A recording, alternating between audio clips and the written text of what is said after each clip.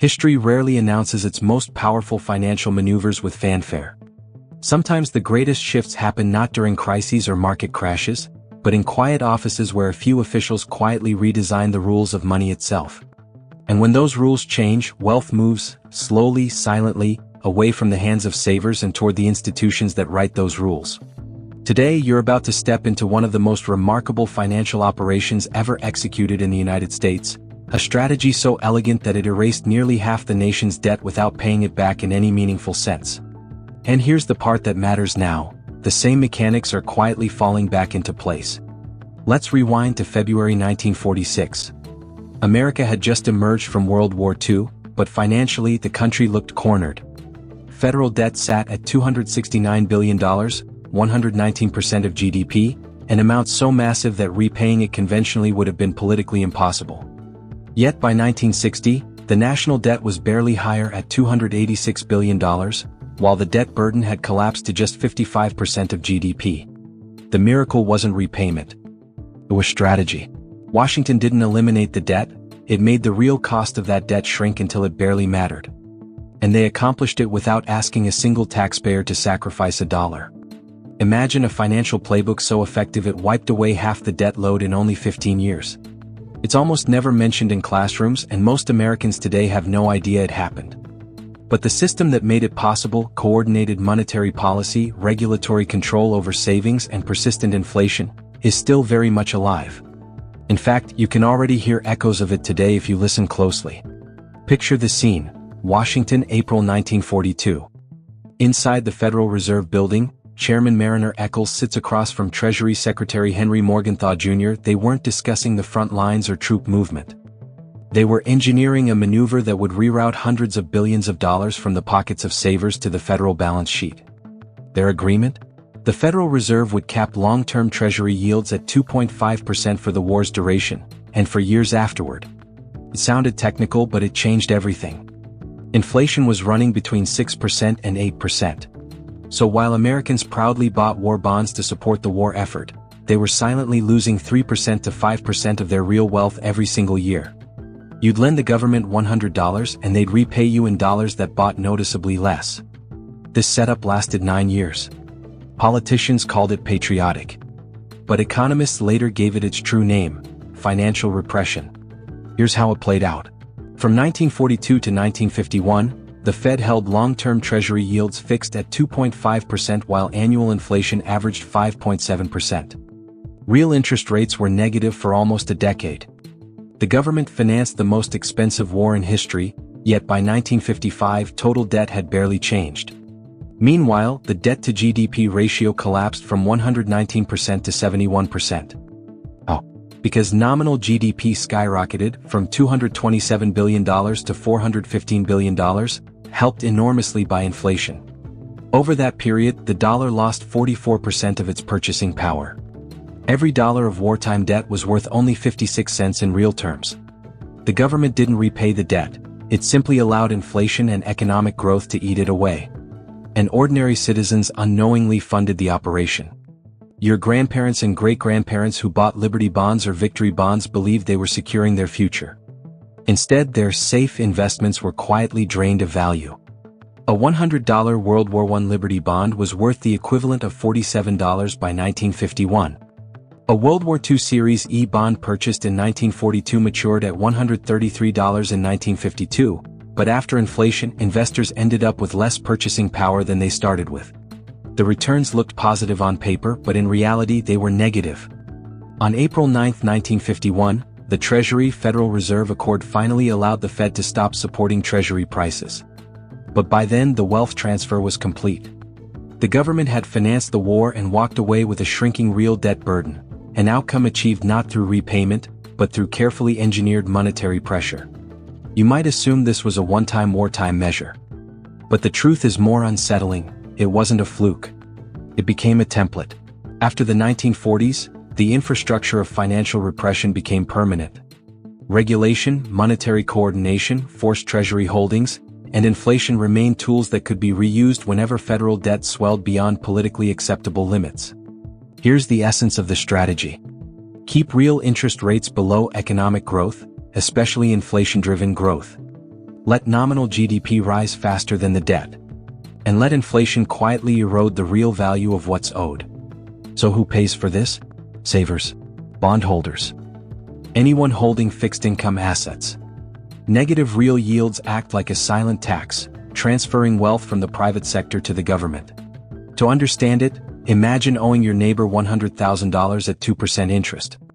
Over the next decade, your income doubles and the dollar loses half its value. Your payments stay the same nominally, but become trivial relative to your income. And when you repay the principal, you're handing back money worth half of what you borrowed. You get richer. Your neighbor gets poorer. That's exactly what the US government did from 1946 to 1960. Now fast forward to today. With national debt at $36 trillion, with debt to GDP levels matching World War II, and with interest costs nearing $1 trillion a year. Do you really think the federal government plans to repay this in strong dollars? Or does reopening the old playbook seem more likely? The same signals are reappearing. Increased coordination between the Treasury and the Fed, regulations encouraging banks to hold more treasuries, and policy frameworks that tolerate sustained inflation. The stage is set. The actors are in place. And the performance is starting. How exactly does the government make debt evaporate without sparking panic? Through a tangle of policies most people never study. Financial repression relies on three coordinated levers. Keeping interest rates below inflation, forcing banks and pensions to hold treasuries regardless of returns, and limiting the ability of savers to escape into inflation-protected or foreign assets.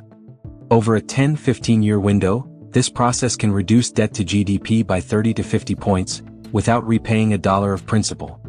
Consider Regulation Q, introduced in 1933. It empowered the Fed to cap the interest banks could pay on deposits. For over 50 years, Americans were legally blocked from earning competitive returns on savings. In the 1940s, banks paid 1% while inflation ran at 5% to 8%. By 1980, savings accounts were capped at 5.25% while inflation hit 13.5%. Savers lost wealth automatically and consistently. The final turning point came in 1971, when President Nixon suspended the dollar's link to gold. Bretton Woods collapsed overnight. With gold convertibility gone, the government gained unlimited flexibility to create dollars without restraint. Gold quickly surged, revealing just how much the dollar had been devalued already. At that moment, U.S. debt stood at $398 billion, only 35% of GDP. But the foundation of a new era had been laid. And now, with modern debt levels dwarfing anything the nation has seen before, the same playbook is quietly coming off the shelf. But watch what happens the moment those restraints come off. Over the next decade, the money supply, specifically M2, does something extraordinary. It erupts from $685 billion to nearly $1.6 trillion, a 133% surge. Inflation doesn't crawl higher, it roars. From 1973 to 1981, inflation averages 8.8% a year. By 1981, a dollar from 1971 can only buy about 35 cents worth of goods. And this is where the real magic of the system reveals itself. Between 1973 and 1980, 10-year Treasury yields averaged 7.8%. That sounds like a respectable return. Earning nearly 8% on government bonds? Most savers felt protected. But inflation during this same stretch averaged 9.2%. Which means the real return, the return after inflation, was negative 1.4%. People believed they were making money. In reality, they were losing purchasing power every year. During that same period, total federal debt climbs from $458 billion to around $908 billion. The government borrows roughly $450 billion. And yet the debt-to-GDP ratio barely moves, holding steady at roughly 32% to 33%. Oh. Because nominal GDP explodes from $1.38 trillion to $2.86 trillion. The government issues almost $500 billion in debt, but inflation and nominal growth shrink the true burden. At the center of this era stands the New York Federal Reserve under Chairman Arthur Burns. From 1970 to 1978, Burns quietly prioritizes Treasury financing needs. The idea of Fed independence becomes little more than a polite story people tell themselves. Do you see the pattern forming? Whenever the United States faces a towering debt problem, the solution is never to repay it, It's to inflate it away while convincing savers they're earning a fair return. The faces change, the numbers shift, but the mechanism stays identical. In March 1980, Congress finally begins dismantling Regulation Q through the Depository Institutions Deregulation Act. But the timing is important. By then, the government had already enjoyed decades of artificially cheap borrowing, supported by suppressed savings rates and negative real yields. Economists Carmen Reinhart and M. Belen Sprancia later examined the cumulative impact in their 2015 IMF paper The Liquidation of Government Debt. Their conclusion: between 1945 and 1980, approximately $800 billion was quietly transferred from savers to the government, measured in 1980 dollars. Adjusted to today, that's about $2.9 trillion. Nearly $3 trillion siphoned away through negative real interest rates. Then something unprecedented breaks the cycle. October 1979, Paul Volcker becomes Fed chairman. Unlike his predecessors, he refuses to accommodate inflation. He decides to crush it outright. Volcker raises the federal funds rate to 20% by June 1981. 20%. He intentionally triggers a recession to break inflation's momentum. Real interest rates explode into positive territory, up to plus 8%. For the first time in a generation, savers earn true returns, and the government pays genuine costs. By 1983, interest payments consume 10.1% of federal spending, up from 6.5% just 4 years earlier. Volcker's shock therapy proves a crucial truth. At high debt levels, the government cannot survive positive real interest rates. Volcker could pull it off in 1979 because total federal debt was only about $908 billion, around 31% of GDP. Even with rates at 20%, the Treasury could manage the interest bill. But today, the United States sits on $36 trillion in debt, 123% of GDP. If we attempted Volcker's strategy now, interest payments would devour 40% to 50% of all tax revenue. The federal budget would implode. Volcker's cure is mathematically impossible in the modern era. And this isn't just an American phenomenon. After World War I, France and Italy relied on inflation to shrink debts above 150% of GDP in the 1920s. After World War II, the United Kingdom reduced its debt from 238% of GDP in 1947 to just 47% by 1980, again not by repayment, but by debasing the liability.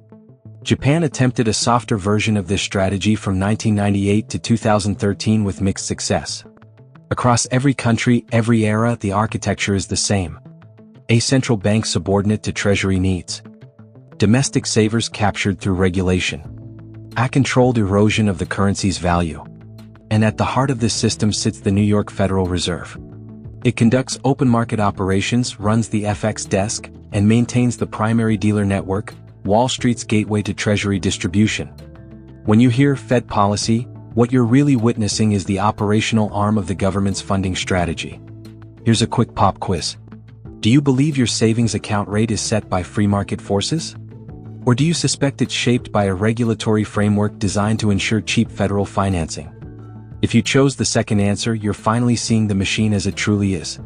The infrastructure exists. The laws are still active. The institutions operate exactly as designed. And with $36 trillion in debt that cannot and will not be repaid in strong dollars, the only remaining question is when the switch is flipped. Not if. Your wealth is already inside the machine. And the gears are turning. September 2024, U.S. national debt officially surpasses $36 trillion. The Congressional Budget Office forecasts a $1.9 trillion deficit for the fiscal year. But here's the number that should make your stomach tighten. With debt at 123% of GDP and an average interest cost of roughly 5%, America is paying 6.2% of its entire economic output just in interest, over $1.14 trillion a year. That's more than the defense budget. Nearly equal to Medicare. When the math becomes impossible, Washington doesn't change the math. It changes the value of the dollars used to measure it. Watch what happens next. Between March 2020 and December 2021, just 21 months, the Fed increases its balance sheet from $4.2 trillion to $9 trillion. A $4.8 trillion expansion. That's 40% of all dollars ever created. Printed in less than 2 years. M2 surges from $15.5 trillion to $21.7 trillion by March 2022, a 40% jump. Predictably, CPI spikes to 9.1% in 2022, the highest in 4 decades. Real yields collapse. In March 2022, real 10-year Treasury yields hit 4.8%. Anyone who bought $100,000 of 10-year Treasuries in 2020 lost roughly $18,000 in purchasing power by 2023. It was the 1946 playbook, condensed into 3 years instead of 10. But the real giveaway comes on September 18, 2024. The Fed cuts rates by 50 basis points, an unusually aggressive move. Powell cites a softening labor market, but look at what else unfolds that week. The Treasury announces it needs $776 billion in new borrowing just for the fourth quarter. At 5% plus yields, interest costs for 2025 hit $1.14 trillion. The Fed halts quantitative tightening weeks later. The message is unmistakable. Funding the government now outweighs fighting inflation. At $36 trillion, genuine Fed independence is mathematically impossible. The CBO's February 2025 projections reveal the trap.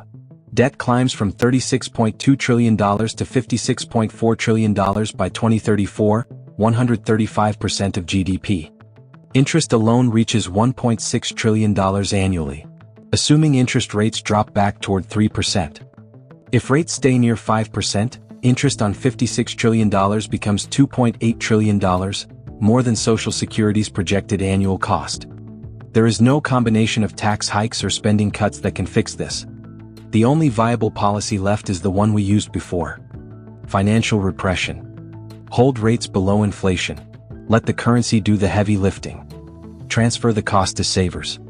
And the framework is already active. Basel III rules force banks to hold treasuries as Tier 1 capital. Treasury extends debt maturities to lock in lower rates longer. The leverage ratio exemption for treasuries allows banks to absorb unlimited government debt. The reverse repo facility traps hundreds of billions of dollars that might otherwise push yields higher. Every gear is in place. So who gains and who loses when the reset accelerates? Winners. The federal government, which can compress debt from 123% to 75% of GDP with just 2% real rates. Owners off real assets, property, commodities, equities. Borrowers with fixed-rate debt.